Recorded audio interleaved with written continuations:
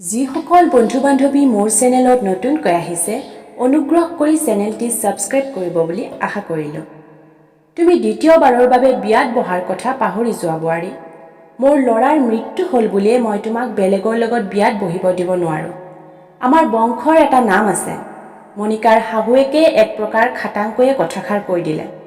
মণিকা মানে গুৱাহাটীৰ সম্ভ্ৰান্ত পৰিয়াল এটিৰ বোৱাৰী তাই। 7 বছৰ আগতে তাই বিয়া হৈছিল অৰ্ণৱৰ লগত।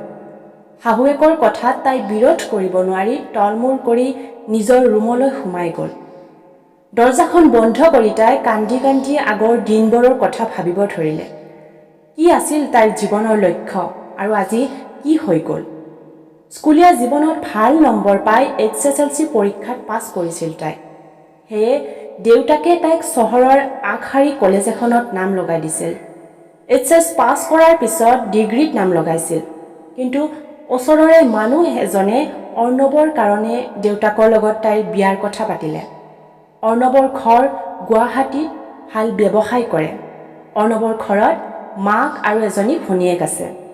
দেউতাক কেইবছৰমান আগতেই ঢুকাইছে। সেয়েহে অৰ্ণৱৰ মাকে এক প্ৰকাৰ তাইৰ দেউতাকক হেঁচা দিছিল বিয়াৰ বাবে, কাৰণ তাই দেখাত ধুনীয়াও আছিল। তাইৰ দেউতাকে বিয়াৰ কথাটো মানি লৈছিল, কাৰণ অৰ্ণৱ এজন ভাল ল'ৰা আছিল। তাৰ উপৰিও টকা পইচাৰ অভাৱ নাছিল সিহঁতৰ। এজনী ছোৱালীৰ দেউতাক হিচাপে দেউতাকে সেইটো ভুল কৰা নাছিলে, কাৰণ প্ৰতিজন দেউতাকে বিচাৰে যে ছোৱালীজনী এজন ভাল ল'ৰা আৰু এখন ভাল ঘৰলৈ বিয়া হৈ যোৱাটো। দেউতাকৰ কথা পেলাব নোৱাৰি তাইও বিয়াত সন্মতি জনাইছিল। বিয়াৰ পিছত মণিকাই বহুত সুখী হৈছিল। অৰ্ণৱে বহুত বুজি পাইছিল তাইক। শাহুৱেক আৰু অৰ্ণৱৰ ভনীয়েকেও বহুত মৰম কৰিছিল তাইক। সেয়েহে তাই বিয়াৰ পিছত হ'লেও BA পাছ কৰিবলৈ সক্ষম হৈছিল। বিয়াৰ এবছৰ পিছৰ কথা। আজি তাই বহুত সুখী, কাৰণ তাইৰ এটি ল'ৰা সন্তান জন্ম পালে। শাহুৱেক, অৰ্ণৱ আৰু তাৰ ভনীয়েকৰ গাত তত নাইকিয়া হ'ল। মণিকাই যেন বিচৰা সকলোখিনিয়েই পালে তাইৰ জীৱনত। আৰু এনেকৈয়ে এদিন দুদিন কৰি ল'ৰাটোৰ এবছৰৰ জন্মদিন আহি পালে। অৰ্ণৱে ল'ৰাটোৰ জন্মদিন বহুত ধুমধামেৰে পাতিব, আৰু সেয়েহে তাৰ বন্ধুবোৰক নিমন্ত্ৰণ দি মণিকাৰ মাকৰ ঘৰলৈ গ'ল নিমন্ত্ৰণ দিম বুলি। সিদিনা আছিল ৰবিবাৰ, গতিকে মণিকাৰ মাকে ৰাতিৰ ভাত সাজ খাই আহিবলৈ ক'লে। অৰ্ণৱে ৰাতি ভাত খাই আহি থাকোঁতে কোনেও নভবা ঘটনা এটা ঘটিল। অৰ্ণৱৰ গাড়ীখনে নিয়ন্ত্ৰণ হেৰুৱাই ৰাস্তাৰ কাষৰ গছ এডালত খুন্দা মাৰিলে, আৰু সকলোকে কন্দুৱাই অৰ্ণৱে এই সংসাৰৰ পৰা গুচি গ'ল। অৰ্ণৱ গুচি গ'ল তাৰ ল'ৰাটোক দেউতাকৰ মৰমৰ পৰা আধৰুৱা কৰি থৈ। ইফালে মণিকাৰ জীৱনৰ পৰা হেৰাই গ'ল বসন্ত। ফুলিব ধৰা ফুলপাহ যেন অকালতে মৰহি গ'ল। এতিয়া কি কৰিব তাই? উজাগৰে বহু নিশা কটাইছে তাই বিচনাত ইকাতি সিকাতিকৈ। এটা এটা নিশা এবছৰৰ সমান হৈ পৰিছে তাইৰ বাবে। নিজকে নিজেই প্ৰশ্ন কৰে, কি পাপ কৰিছিল তাই, যাৰ ফল আজি ভুগিব লগা হৈছে। মণিকাই উচুপি উচুপি এনে বহু নিশা পাৰ কৰিছে।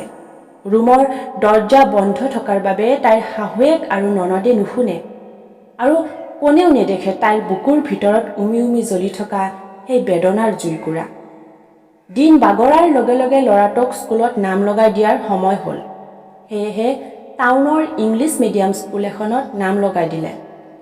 ল'ৰাটোক স্কুলৰ পৰা অনা নিয়া মণিকাই নিজেই কৰে, আৰু এতিয়াহে যেন আৰম্ভ হ'ল মণিকাৰ আচল জীৱন যুদ্ধ। বাহিৰলৈ ওলোৱাৰ লগে লগে মণিকা সন্মুখীন হ'ল নানান সমস্যাৰ।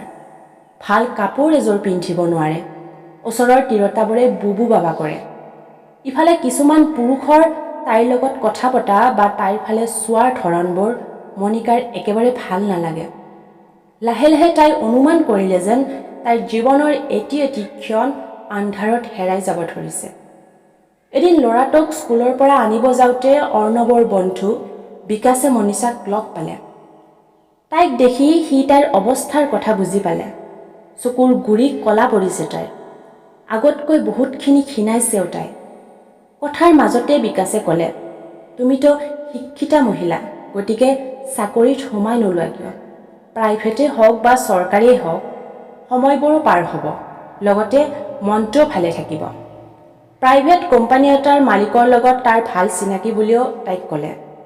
তাই ভাবিলে কথাটো নোহোৱা নহয়, কিন্তু তাই শাহুৱেকক এবাৰ সুধি জনাম বুলি কৈ দিও এৰা-এৰি হ'ল। প্ৰথম অৱস্থাত শাহুৱেকে না কৰিছিল যদিও প্ৰিয়মৰ মানে মণিকাৰ ননদৰ কথা মতে শাহুৱেকে মান্তি হ'ল আৰু এদিন বিকাশৰ চিনাকি কোম্পানীটোৱে তাই কাম কৰা আৰম্ভ কৰি দিলে। দিন যোৱাৰ লগে লগে তাই আগতকৈ অলপ কঠিন হ'বলৈ শিকিছে আৰু পৰিস্থিতিও বাধ্য কৰাইছে। এদিন তাই বাছ ষ্টপেজত ৰৈ আছিল। তেনেতে দিগন্তই তাইৰ ওচৰত গাড়ীখন ৰখাই ক'লে, মণিকা, ব'লা আজি মোৰ লগতে যাব পাৰিবা।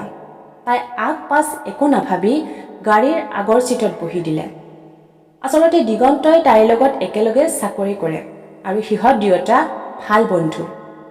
চাকৰিত যোগদান কৰাৰ পিছৰে পৰা দিগন্ত আৰু মণিকাৰ মাজত ভাল বন্ধুত্ব গঢ়ি উঠিছিল। দুয়োকে বুজি পাইছিল। অজানিতে কেতিয়াবা মণিকাই তাৰ কথা ভাবি ভাবি বহুত আগুৱাই গৈ থমকি ৰয়, কাৰণ তাই যে এজনী বিধৱা বোৱাৰী আৰু তাইৰ এটি ল'ৰা সন্তানো আছে। তাই দিগন্তক এজন প্ৰেমিক হিচাপে ভাবিলেও সি কেতিয়াও মানি নল'ব। এইবোৰ ভাবি থাকোঁতে দিগন্তৰ মাতত তাই তালৈ ঘূৰি চালে। সি ক'লে, মণিকা, মই তোমাক এটা কথা বহুত দিনৰ পৰাই কম বুলি ভাবি আছোঁ। তুমি যদি বেয়া নোপোৱা আজি কম বুলি ভাবিছোঁ। তাই ক'লে, মই তোমাৰ একো কথাই বেয়া নাপাওঁ, ক'ব পাৰা। সি ক'লে, মণিকা, মই তোমাৰ লগত চিনাকি হোৱা দিনৰে পৰা আজিলৈকে বহুত কথাই পাতিলোঁ আৰু বুজিলোঁ তোমাৰ জীৱনৰ সুখ দুখ ইচ্ছা আকাংক্ষা সকলোখিনি। গতিকে মই কথা এটা ভাবিছোঁ, আমি দুয়োজন যদি এক হওঁ। মণিকাই ক'লে, মানে? সি ক'লে, মণিকা, মই তোমাক বহুত ভাল পাই পেলাইছোঁ। মানে মই তোমাক বিয়া কৰাব বিচাৰোঁ। তুমি জীৱনত যিখিনি হেৰুৱাইছা মই আকৌ নতুনকৈ তোমাক দিব বিচাৰোঁ। কথাখিনি শুনি তাই আচৰিত হ'ল আৰু তাইৰ মুখৰ ভাষা হেৰাই গ'ল। দিগন্তই ক'লে, তুমি চিন্তা নকৰিবা। তুমি তোমাৰ শাহুক কথাটো জনোৱা। সকলো ঠিকে থাকিলে সামাজিক ৰীতি নীতি মতে মই বিয়াখন পাতিম। ইতিমধ্যে মণিকাৰ ঘৰৰ পদূলিমুখ পাইছিল দিগন্তৰ গাড়ীখন। তাই গেটখন খুলি ভিতৰলৈ সোমাই গ'ল। সিদিনা গোটেই ৰাতি তাই শুব নোৱাৰিলে। তাই ভাবি থাকিলে শাহুৱেকক কথাটো ক'ব নে দিগন্তক না কৰি দিব। বহুত চিন্তা কৰি তাই শাহুৱেকক কথাটো ক'ব বুলি সিদ্ধান্ত ল'লে। ৰাতিপুৱা যেতিয়া শাহুৱেকে কথাটো মানি লোৱা নাছিল, তাই কান্দি কান্দি কৈছিল, মোৰ স্বামীৰ মৃত্যুৰ পিছত মই কেনেকৈ জীয়াই আছোঁ মইহে জানো। নিজৰ ইচ্ছামতে কাপোৰ এযোৰ পিন্ধিবও নোৱাৰোঁ। সকলোৱে বেয়াকৈ আলোচনা কৰে। কোনো মাংগলিক অনুষ্ঠানত যাব নোৱাৰোঁ, কাৰণ মই গ'লেই অশুভ হয়।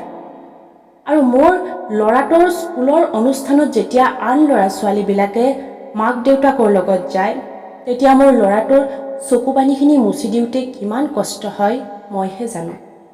সি জনা হোৱা দিনৰে পৰা তাৰ দেউতাকক দেখি আহিছে কেৱল বেৰত আঁৰি থোৱা ফটোখনত। গতিকে মই একো ভুল কৰিব ওলোৱা নাই মা। তেনেতে কাষৰ ৰুমৰ পৰা মণিকাৰ ননদ মানে প্ৰিয়ম আহি সুধিলে, কি হৈছে বৌ, তুমি কিয় কান্দি আছা?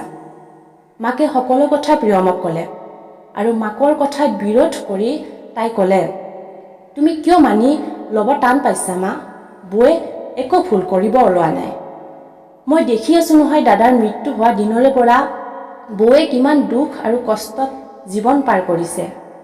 এতিয়া যদি দিগন্ত দাই বৌক অলপমান সুখ দিব বিচাৰিছে, তাত ভুল কি? আৰু এটা কথা মা, দাদাৰ মৃত্যু নহয় যদি বৌৰ হ'ল হৈ, তেতিয়াতো দাদাক তুমি দ্বিতীয়বাৰ বিবাহ কৰা দিলাহেঁতেন ন। এতিয়া বৌৰ ক্ষেত্ৰত বাধা কিয়? প্ৰিয়মে বৌয়েকক সান্তনা দি ক'লে, বৌ, মই আছোঁ তোমাৰ লগত, তুমি চিন্তা নকৰিবা। দিগন্ত দাক তুমি সন্মতি জনাই দিয়া। আচলতে কি জানা, দিগন্ত দা মহান, কাৰণ তেওঁৰ কাৰণে আজি তুমি সমাজত লাঞ্ছিত বঞ্চিত হোৱাৰ পৰা ৰক্ষা পাবা। আৰু কি জানা মা, আজিৰ সমাজত যদি দিগন্ত দাৰ নিচিনা হাজাৰজন ওলাই আহে বিধৱাসকলক বিয়া পাতিবলৈ, তেতিয়াতো সমাজত বিধৱা বুলি কোনো শব্দই নাথাকিব। আৰু মা, তুমি কি এইটো হোৱাটো নিবিচাৰা নেকি? প্ৰিয়মৰ যুক্তিত মাকে বলে নোৱাৰি কথাটো মানি ল'লে। বৌয়েকৰ লগতে প্ৰিয়মেও বহুত সুখী হ'ল আৰু এদিন দিগন্তক প্ৰিয়মহঁতৰ ঘৰলৈ মাতি আনিলে। সকলোৰে সন্মতি মৰ্মে দিগন্ত আৰু মণিকাৰ বিয়াৰ দিন ঠিক কৰিলে। বিয়াৰ পিছত মণিকাই পুনৰ জনম পোৱা যেন অনুভৱ কৰিলে। দিগন্তই মণিকা আৰু তাইৰ ল'ৰাটোক সুখ দিয়াৰ উপৰিও শাহুৱেক আৰু প্ৰিয়মকো বহুত যত্ন ল'লে। মণিকাই দিগন্তৰ লগত লগ হৈ এক নতুন দিগন্তৰ ফালে যাত্ৰা কৰিলে। প্ৰিয় বন্ধু-বান্ধৱীসকল, যদি ভাল লাগিল তেন্তে ছাবস্ক্ৰাইব কৰিব বুলি আশা কৰিলোঁ। ধন্যবাদ।